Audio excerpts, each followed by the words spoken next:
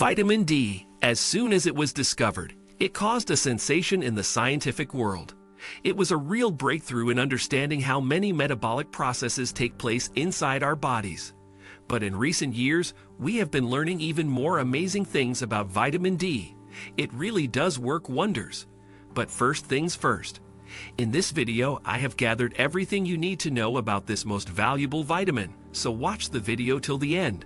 It will be very interesting and useful. By the way, friends, be sure to subscribe to my channel and click on the bell too. Don't miss my updates. Vitamin D is probably the most popular vitamin among healthy lifestyle enthusiasts. What does it look like? Actually, vitamin D isn't just one. There are 5 of them. That is, it is a group of several vitamins.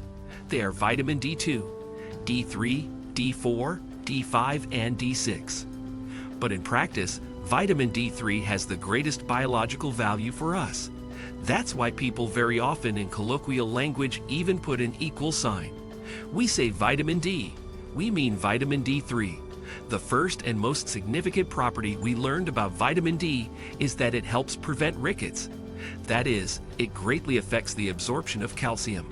Accordingly, if a person is deficient in vitamin D, calcium is not absorbed, is not assimilated, and rickets develops. But of course, its effect is not limited to this. So the most important thing we are probably most interested in vitamin D is its ability to affect our immune system.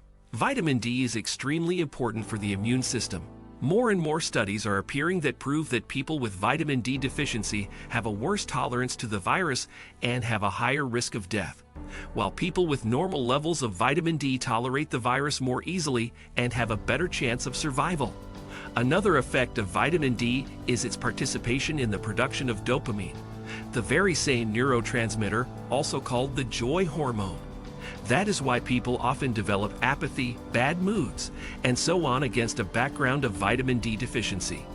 By the way, it has been proven that vitamin D deficiency directly affects the measures of feelings. So it is not surprising if you, for example, after the winter season, when there was very little sun and very short daylight hours, if you did not take supplements, you will have a vitamin D deficiency.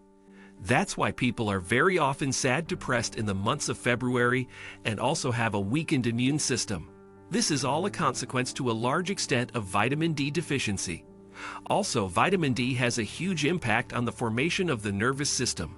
Yes, and the muscles. He also helps to recover and maintain tonic strength. That is, if you do sports, vitamin D is a must. It has a very strong effect on cognitive abilities. That is, memory, concentration, ability to think, to remember.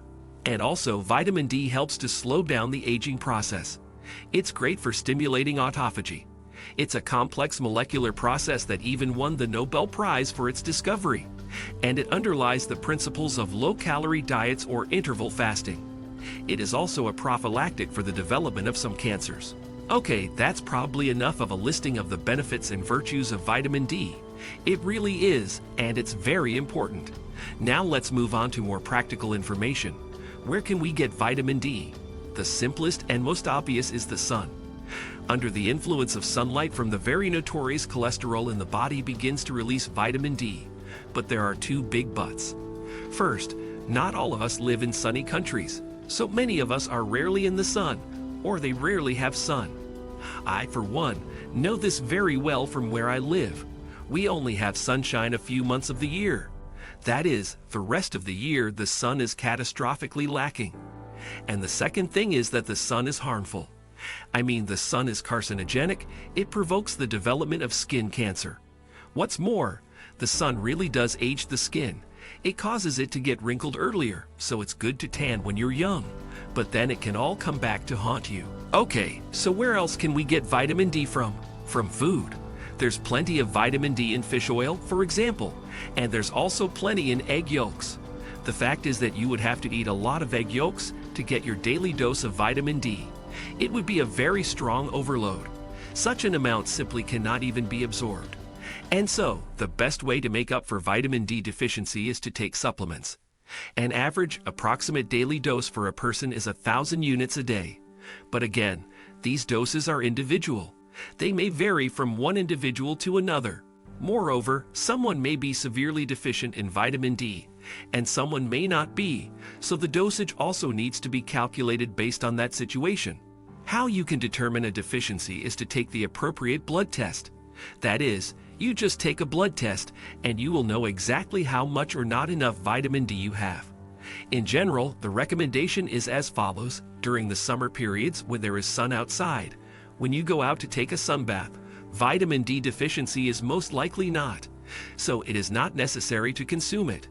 But for example, during winter periods when the daylight hours are very short, when there are very few sunny days, during these periods you can and even should take vitamin D as a supplement.